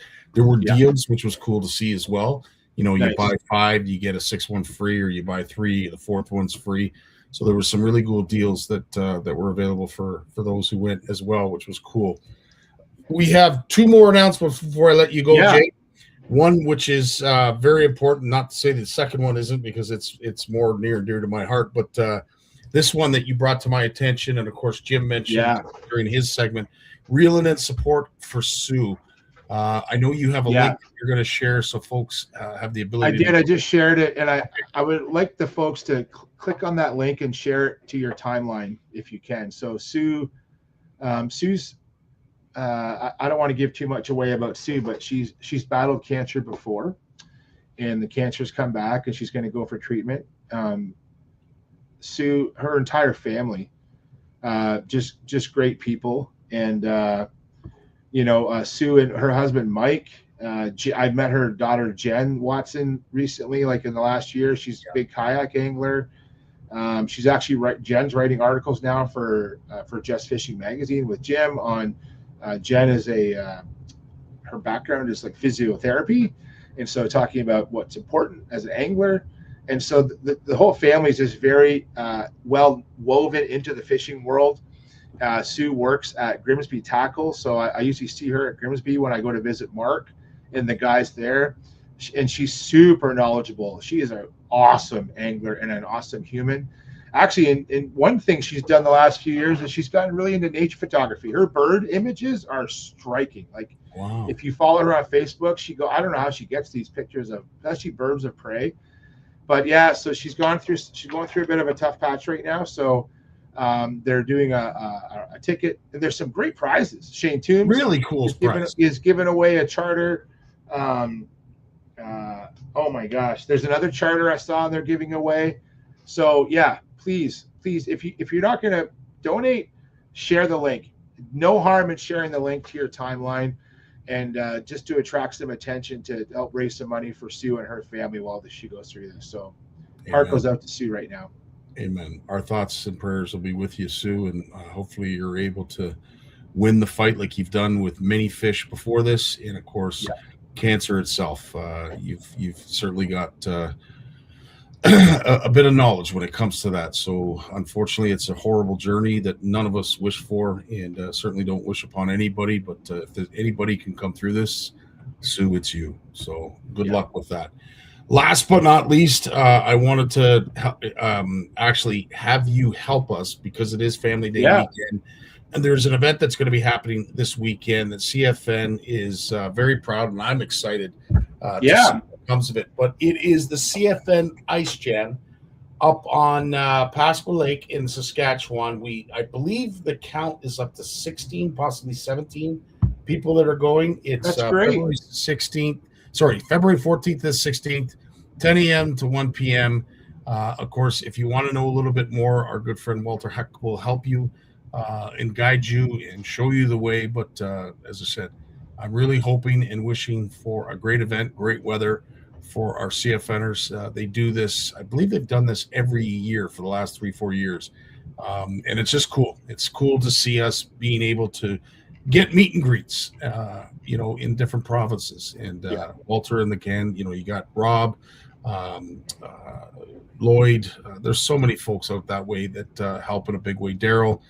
So thanks so much for what you do to spread the word about CFN, but also getting people together and having yourself a great time. There'll be some great prizes available as well. So we wish you all the best and hope you guys catch a whale and have a fantastic time. Yeah, that's awesome. Like I keep forgetting that this weekend's Family Day weekend. It seems like it's early this year for some reason.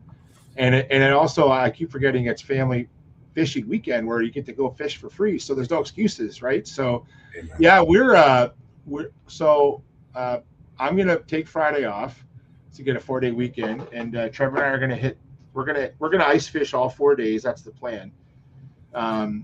So I'm hoping that him and I will go out Friday to Lake Erie before the crowd comes. Like it's funny down here, man. Like I won't lie.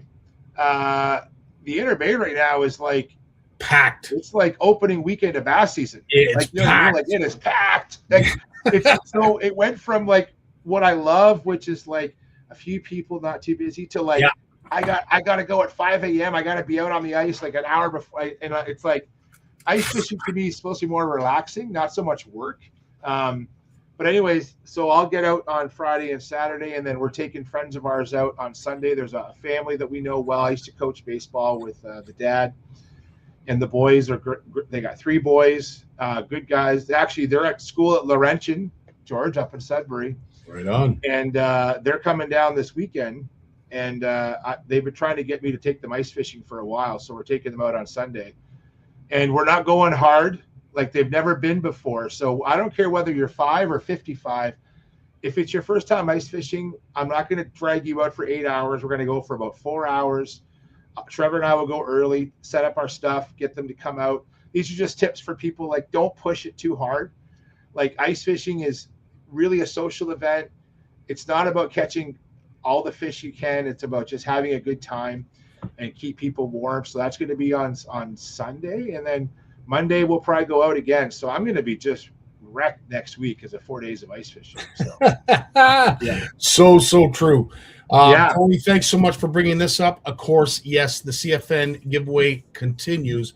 Brad Frost made a post last week, so it has been extended yet another week. And of course, every time we post it, if there is an additional fish that is posted that is your new fish and first fish of 2026, we will extend it again. So Brad Frost, thanks for extending it one more week. We'll see how long it goes. But as it is right now, I think we've got over 40 people that have already qualified with their fish picks. And now that the ice is a lot thicker, there's going to be opportunities for folks to get out and enjoy and hopefully get their first fish of 2026. As Jay just mentioned, this weekend is family fishing weekend. So now I got a comment for Sonia. I know she's just teasing me.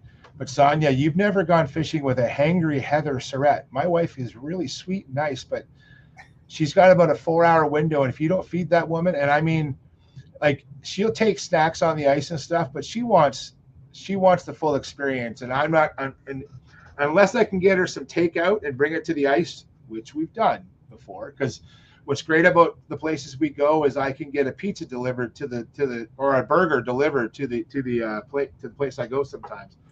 But you don't want hangry people. So I find 4 hours. I'll be out there longer than 4 hours, but people will show up and leave while we're working. So amen.